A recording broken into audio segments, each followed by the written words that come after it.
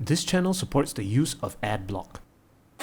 I actually wanted to make this video a while ago, but I kept putting it off because I felt that my opinions were a little uninformed and I wanted to learn a little bit more about the topic before putting something out there. What I was not anticipating was the speed at which the discourse would move, and now I think most of the things I want to talk about aren't even relevant anymore. So I thought I'd quickly put this one out there before it becomes totally obsolete. Heck, the scariness of where AI is going as a whole has already overtaken the original discourse surrounding generative AI in the world of art with programs like DALL-E and Midjourney, and people are now entering a wave of AI everything. Just like how we went through a phase of smart everything, smart appliances, where your toaster needed an internet connection or something like that. Anyway, all that being said, I'm going to throw my hat into the discourse surrounding AI art. Okay, look, there's going to need to be a whole host of disclaimers before we start because the nature of the discourse right now is in a really odd place. The techno heads behind the development of the AI models and systems are so engrossed with what the technology is capable of and are just doing it anyway without really thinking of even caring too much about the consequences of unleashing these AI models into the world. The actual artists, on the other hand, are calling all kinds of foul and are feeling the claws of AI start to rip into the entire philosophy of what they are trying to achieve with their work. And these two groups aren't actually communicating. The artists have demonized AI completely, using whatever influence they have to convince their audiences that anything to do with AI is detestable, and it is the enemy of the very idea of art existing in the first place. No matter what the tech dudes try and say about the actual applications of their AI systems. Even as I type that sentence, I can kind of hear you going, yeah, fuck those guys though. And yeah, I get that that's an easy position to take, but the tech guys are ignoring the existence of the artists entirely, disregarding any of the consequences of what they made and simply focusing on the capabilities and the achievements they've been making. There isn't a debate per se, it's just it's a thing. It's a thing right now. Look, disclaimer, I'm not an artist in the pure sense of the word. I am, however, a creative in the world of music, and I've been part of the integration, or to use a harsher word, intrusion, or what is it right now, disruption of technology in the world of making and creating music. Now, I'm not saying that AI is the same thing, far from it, but I'm just providing the context for my thoughts on the whole AI art discourse. And another disclaimer I'm going to throw out there is that the discourse is constantly evolving. We are kind of just at the early stages of the rise of generative AI in the world of art, and who knows where all this is going. Things we talk about now could be totally wrong by the time I make this video. Opinions could change, or worse, legislation could be introduced by people who don't even understand either side of the discourse.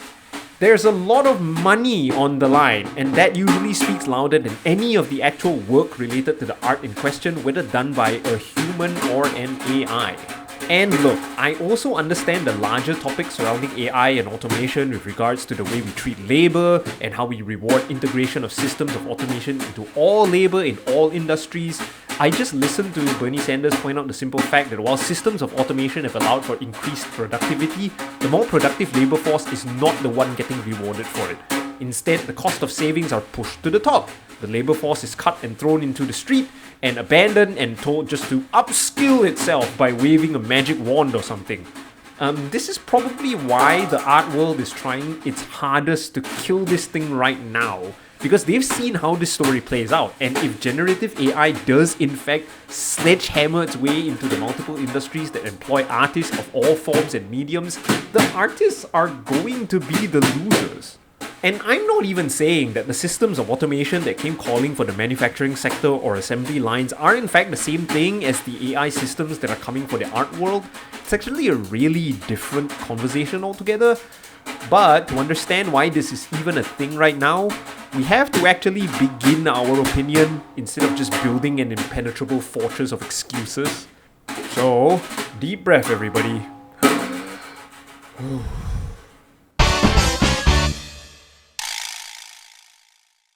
Part 1. Why do we even AI? I don't think I've heard many people ask this question in the discourse so far.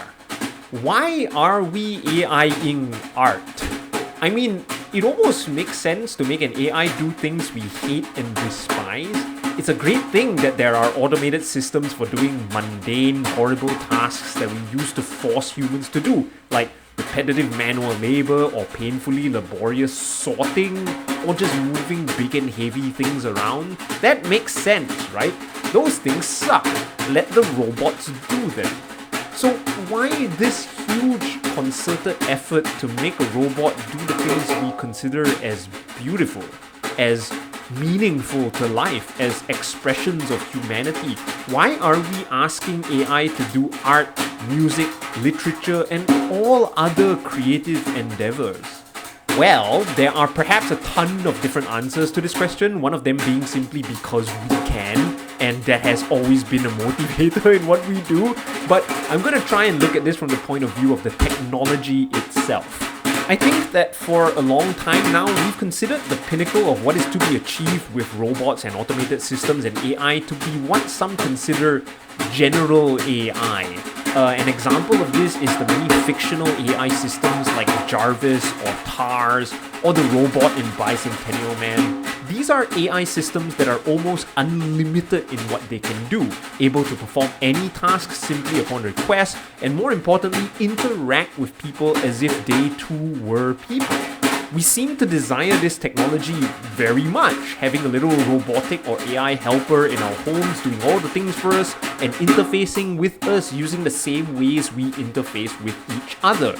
Even the idea of the Turing test promotes the concept that a robot which is indistinguishable from a human is the goal. And so, we've been trying to do this more and more. We've created systems like Siri and Alexa and now ChatGPT, which tries its best to interface with us like a human. But if the goal here is to create something that is a general AI which behaves like a human, we eventually land at the feet of tasks that humans are uniquely suited to do. Even in iRobot, the question is asked whether an AI can create a work of art, whether an AI can write a symphony and emote. And so that's what we've been trying to do, I think. To end up with a Jarvis, we've decided to tackle the challenge of making the AI do the most human things possible. Because if an AI can do these things, an AI can do anything. This is why I think AI art has become a thing. Not because we've decided that creating art needs to be automated, but because these creative endeavors are the benchmarks we have unconsciously decided that an AI must achieve in order to evolve into its final form, which we want it to be. And this is also why I think the tech people aren't interested in the protests of the artists, because they're not interested in AI art itself. AI art is kind of just the stepping stone to something bigger. It's almost exactly like when Boston Dynamics makes their robots do dance moves or parkour. They're not trying to infiltrate the dance world and populate it with robot ballets or the parkour world and fill it with indestructible ninjas. They're simply trying to create a robot that can move like a human, and so the tasks chosen for it are the ones that have been what is unique to how humans move. First, climbing stairs, then running and jumping, and of course then dancing and gymnastics. Next will be a Kung Fu robot, then a lion dancing robot. I think a Jackie Chan robot is the equivalent of a Jarvis here when we're thinking about robotic movement systems. If you think hard enough, the unintended consequences of this exercise by Boston Dynamics could very well be in the realm of replacement of backup dancers or stunt performers, but you don't really hear this discourse in the comments of the Boston Dynamics videos, do you? And let's face the facts, it's not even that bipedal acrobatics are the most efficient movement systems that robots should all aspire to have.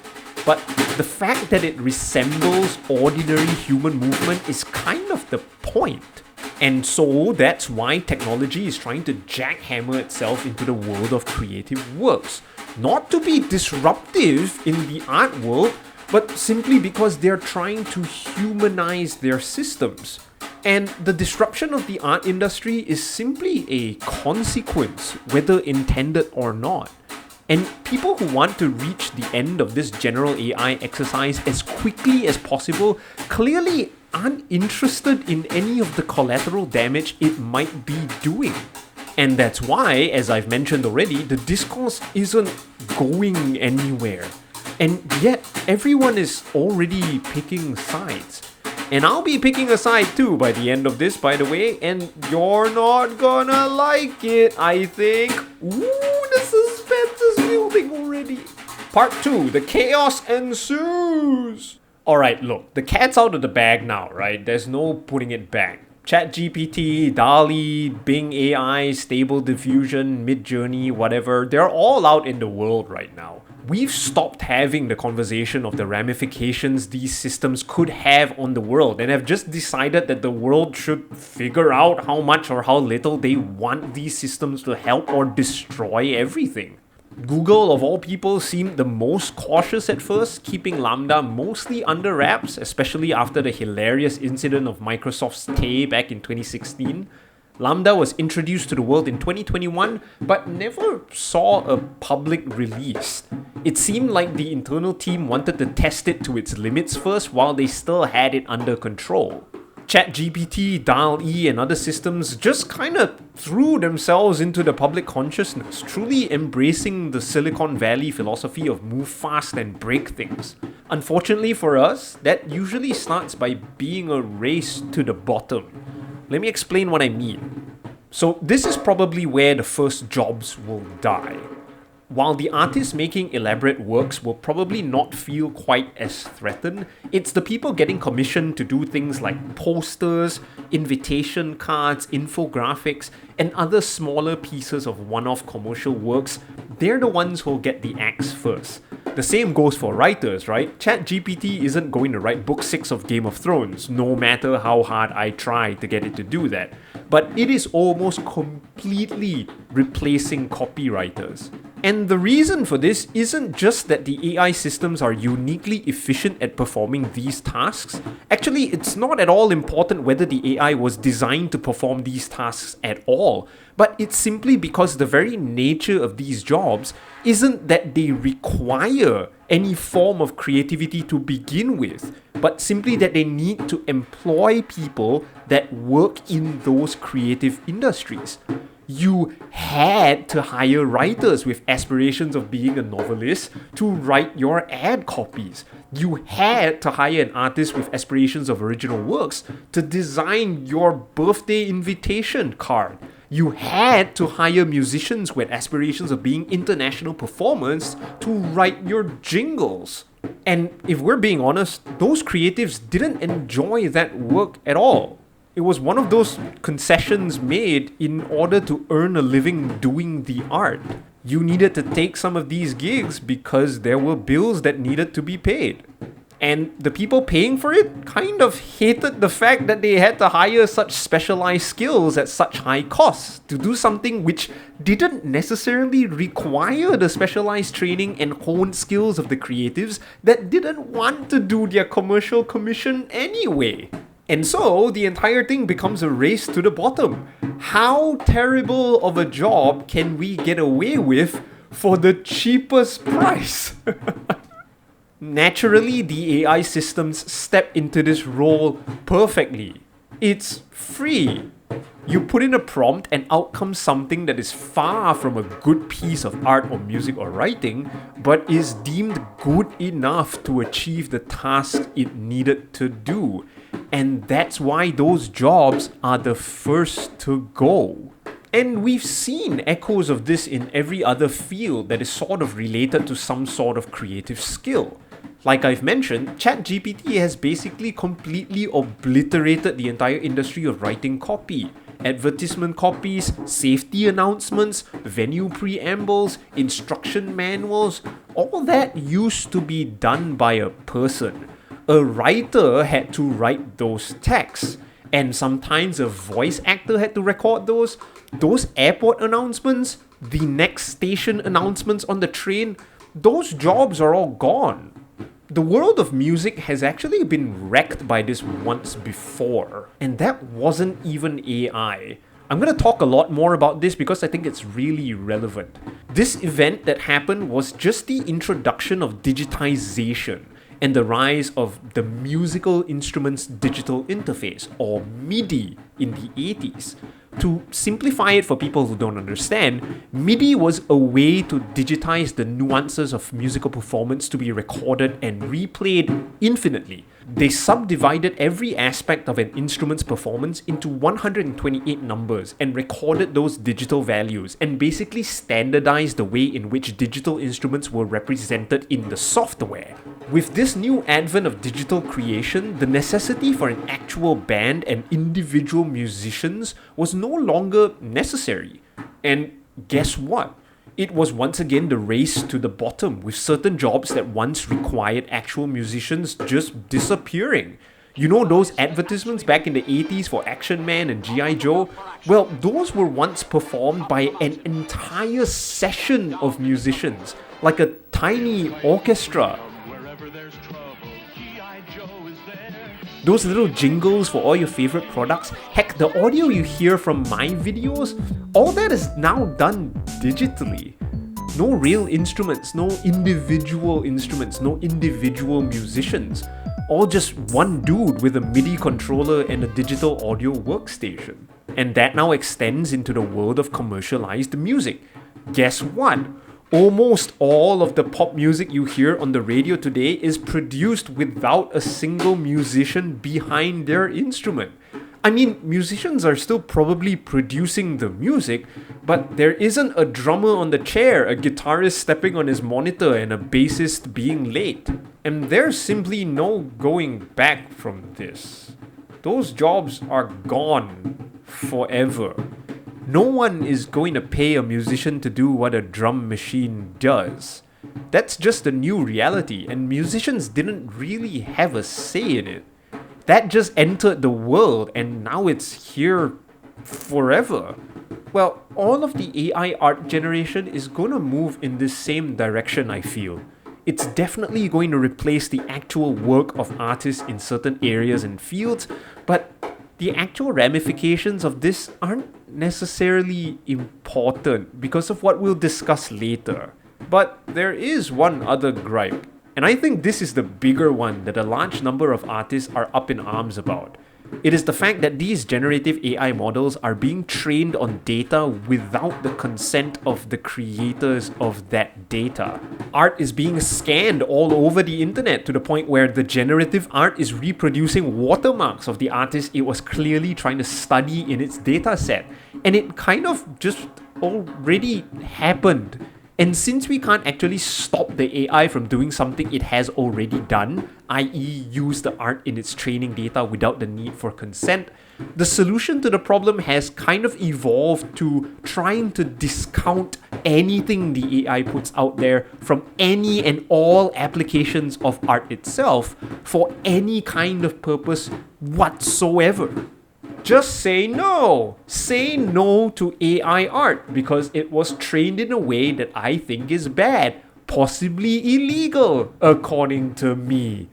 The question I do have to ask, however, is how in the world are you supposed to rightly train an AI model then?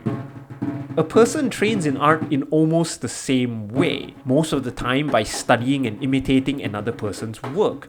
When I was in primary school, I had a classmate of mine who spent a significant amount of his free time recreating the drawings of Dragon Ball. He was really good at it. It looked almost identical to some of the drawings in the comic books, and he eventually branched out and started doing original characters in the same style as the characters of Dragon Ball Z, and eventually went on to become a multi-million-dollar successful artist. Okay, that last part isn't true. I don't know this guy anymore, and I haven't known him since that year that we were in the same class. But the point of this is how humans enter into the world of creativity. Did this guy necessarily ask for consent from the mangaka of Dragon Ball to recreate his works? Heck no! He just did it anyway. He might have even sold some of the works to his fellow classmates, and that would be something you could almost do nothing about. Well, unless you really wanted to, I suppose. Nothing was stopping Akira Toriyama from flying to Malaysia, coming to my primary school and beating up my classmate and telling him to stop. Or, sending a cease and desist letter. But, come on. Come on now. But I think the bigger picture here is that nobody really wants to do that. Nobody really wants to go around telling all of these young creatives to stop copying them. Not because it's a bother, but we all kind of have an understanding that that's just how people learn.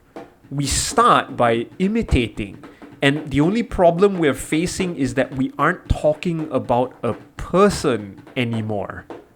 It's a robot that's doing the same kind of learning, and it's starting to feel a little weird.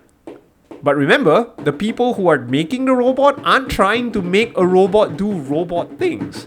They're trying to make it into a human. So it's gotta learn like a human. At the end of the day, the fact of the matter is this. The art is out there in the world right now, and whether you like it or not, you're kind of presenting it to be studied by anyone who passes it by, including a generative AI model. And sure, that AI is going to every now and then churn out a piece of art that seems like it's ripping off the work of an actual artist who spent countless hours producing that work. And that's so easily perceived as a problem when the AI is threatening to replace that artist. But is it really a problem though? Oh, here come the pitchforks! Part 3, Adapt or Die. I'd like to return for a second to the world of advertising. I hate it. I hate the necessity of advertising. I feel like it's an evil that was injected into our world and turbocharged to the point that it's actually part of the total infrastructure of our global economy. Entire sectors of our society rely on the economics of advertising to even exist. And the world of advertising was turbocharged with music, visuals, and creativity. I mean, you only need to take a look at some of the Super Bowl ads, or better, these Thai ads, to see some really ridiculously high effort endeavors. But the truth is that while some of these may truly be avenues for creatives to express their area of expertise, the reality is that 99% of these ad productions are just crappy jobs that someone paid for that simply serve to overstimulate the target audience to spend their hard-earned money. And here's the interesting thing. Some of those ads in the 80s and 90s were written by some of the best musicians in the business. I know some of the musicians who've written these things. Is that the work they're most proud of? Probably not. Were they even hired because of how highly acclaimed they were as musicians? It's almost guaranteed to be a no. They were hired either because they were cheap, they were fast, or they were very good at interpreting the nonsensical requests of clueless clients. Or worse, because they couldn't really hire anyone else. So these true creatives kind of just made the money. They didn't do it because it was a creatively fulfilling endeavor. They did it because the job needed to be done and it was paying the bills. The same could be said for writers who ended up writing copy and artists who were designing throwaway graphics. And thanks to AI, that's all kind of going away. But so what? Here's a controversial thought. If your job is one that someone will willingly replace you with an AI, should you really still be doing that job? If someone is going, hey, hang on, why am I still paying you to do something I can just ask an AI to do? Should you be angry about it? Should a musician be upset that I made this without hiring them? Should a voice actor be upset that all the gigs recording Maybelline ads are gone? Should writers be up in arms that they can no longer find work writing copy? Should artists be trying to fight to preserve the gigs that don't even really care about the art? Okay, maybe, just maybe, we should start being okay with those jobs being gone. Musicians have accepted the fact that the next Transformers ad isn't going to call a 6-piece band into the studio to record it. They're just going to feed it to the synthesizer. If you're an aspiring musician, you probably shouldn't count on the jingle writing gig to pay your bills today. That job is just gone. It doesn't exist anymore. In a very short while, nobody is going to hire an artist or graphic designer to design their wedding invitation. Nobody is going to hire them to do graphics for their website. Nobody's going to hire them to do simple logos, backdrops. Nobody's going to pay for stock images, B-roll. Heck, you know those stupid karaoke videos that always feature some random woman walking on a beach or something? Someone had to film that back in the day. That job doesn't exist anymore. So what's your response? Fight to preserve those jobs for the sake of artistic integrity? I say you adapt or die. Remember, the AI makers aren't trying to replace us creatives. They're trying to make a human. And the benchmark of humanity they have chosen to measure their success is creativity. But right now, the AI is really only good at pretending to be creative. But that has had the unfortunate side effect of obliterating jobs that only truly required pretenders. Like I said, ChatGPT has erased the need for copywriters, but it's not the next Stephen King. If you distill the true essence of creativity in any endeavor, that doesn't seem like that is ever going to go away. And the way to think about it is that if someone is truly willing to pay to see an AI do your job, then you really need to rethink what your job is and not blame the AI. When the day comes that an AI replaces a symphony orchestra and people do pay for tickets to see that digital orchestra, then your aspirations of being an orchestral player need to end. Do it in your free time, but not as your job. If someone is willing to outsource your design work to an AI, then your job really doesn't exist anymore. It wasn't taken from you, and you can't fight to take it back. It just kind of evaporated. You either pivot, adapt, or you die. Musicians did that. When digital music became a thing, a lot of those musicians stopped playing that music. No one is playing dance music live. There aren't any disco clubs or whatever that are still hiring live bands for people to dance to. But those musicians have turned into DJs or music producers or whatever else that coexists with the digital assistants. And you shouldn't expect that work to still be there for you. Look, BTS or Blackpink doesn't need a live band anymore. They could still put one on stage if they wanted, but they don't need one. So if you have aspirations of playing that kind of music, well, stop. It's too late now. And if AI is going to ravage this industry further, we'll probably just have to adapt all over again. Everyone will just have to start playing jazz. Jazz. And if AI does that too, we'll just have to find yet another thing to do. Improvise, adapt, overcome, that whole spiel. The world of art, writing, and any other creative endeavor that risks being consumed by an ever-evolving AI needs to do the same. The end is nigh, and you should embrace it. All the picketing and complaining in the world isn't going to stop it. And if we keep adapting and the AI keeps coming for us, well, The Matrix just becomes a documentary then, right? I always do enjoy being a doomsayer. And if you think you're going to stop an AI assimilating your creative work into its learning data and then regurgitating something similar when prompted, and people being satisfied with that instead of paying you, well, I'm sorry to say, but that's just how things are now. We are, and will be for the foreseeable future, still be learning about the ramifications of the things we do on the internet, simply because of how quickly the technology changes and how our hesitancy of adoption has basically evaporated thanks to the sheer necessity in our lives that these technologies have bludgeoned their way into, or other stupid things like FOMO and all that kind of dumb shit. What I'm trying to say is that putting your work on the internet, me putting this video on the internet, that dude that drew Pepe and put it on the internet, we're not in control of what happens to the work we put out there. You might think that you are. You might think that YouTube is helping you keep some of that control, but you don't.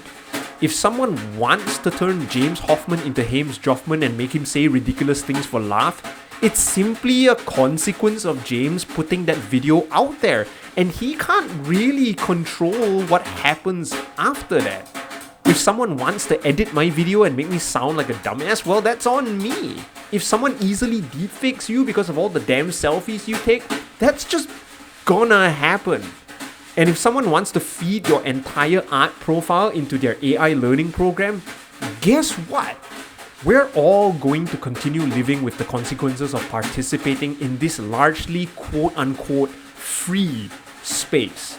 And if you're not happy with that, then tough. If I make music and I put it out there on Spotify and in comes marching an AI music bot that learns all my music and produces an album just like it, and then someone buys that album instead of buying mine, and if that AI eventually replaces the music I make entirely, okay, look, you get the picture, right? I don't think I need to give any more examples here. Look, the harsh reality is that the majority of jobs revolving around the world of creativity don't exist because of the inherent value of that creativity, and it comes with the inconvenient necessity of the attached creative. That's just how the world views us, and the consumers are the final judges on what deserves to be paid for and what does not. And unfortunately for us creatives, most of them don't give a crap. Those jobs are all going to go. The world decides if your work is worth paying for or if it's worthless enough to be given to the AI. Sorry. Part 4. The light at the end of the tunnel. Alright, now that we're done with all that depressing shit, there's hope. There really is. We've been here before, you know? And I'm not just saying that to sound like an apologist for technology. I'm not here to do that age-old, back when newspapers were first printed and all that bullshit. But we have genuinely been here before. I'll give you 2 distinct examples of how the process kind of comes full circle. Throughout the history of great painters, there has always been a thread of realism that draws attention. Even though artists were quick to experiment with the art form and go in wildly different directions, some stayed true to their pursuit of realism. They got better at painting portraits, capturing every tiny detail of a person's face with precise colors and brushstrokes. It became a much sought-after skill, and many patrons paid large sums of money to have their portraits painted to the highest levels of perfection. And then guess what? Then came photographs. Look at this graph! And the need for accurate portrait painters kind of started disappearing. And that kind of spilled over into various other art forms like scenic paintings and backdrops and even still life creations and whatever else. Sure, the more liberally artistic types of paintings and styles persisted, but the thread pursuing realism definitely did not. Except until it did. As great and beautiful and high definition and precise as a photograph can be, some people saw it as a new artistic challenge to be able to paint something indistinguishable from the photograph. Some have dubbed this evolved style of realism as hyper-realism, and some of the things these artists have been able to create are absolutely astonishing. It almost became part of the spectacle to see a human do something as perfectly as the machine. I once saw a hyper-realistic painting of a fried egg at an art expo. The canvas was about 6 feet by 6 feet, featuring an almost end-to-end fried egg. It had like light bouncing off the yolk and all that crispy brown and bubbly bits all around, all of it in insane detail. I kind of laughed out loud at the time when I first saw it, but the more I think about it, the more I'm intrigued by the decision to paint that fried egg in that scale, at that level of detail, and the more impressed I am by the execution. Could you take a high-res photo of a fried egg and print it out and end up with pretty much the same result? Sure, but the fact that it was hand-painted by a human seems almost better. I don't know. Not because the quality of the image is better, not because he's doing something the machine cannot do, not because he's being any more creative than a photographer, but simply because of how ridiculous it is to even attempt to do such a thing. I can't get that mental image of that fried egg out of my head. The other example I can think of that I know about is the band Nerve, led by drummer Jojo Mayer. I've already covered the point about digital music basically eliminating certain types of live music. There are genres of music now that are defined by the electronicity. Yeah, that's a word now. Genres like EDM, dubstep, and drum and bass. That last one is an example of something that didn't even exist previously as an actual live or humanly performed type music. It was music invented in the digital world. And along comes an insane drummer by the name of Jojo Mayer and his band Nerve, who decided to take that digital music and play it on actual instruments. And it is mesmerizing. If you look at this video, the crowd here seems almost like a contradiction to the music. Drum and bass was meant to be a wild rave dance type of music, but instead we see here a crowd that has their eyes and ears and their whole being completely transfixed by what they're witnessing. I'm that way too. When I put this music on, I don't bob my head or move to the beat. I sit there with my jaw flopping on my desk as my eyes start to water from the lack of blinking, completely stunned and amazed by what I'm witnessing. The man making the music of the machine.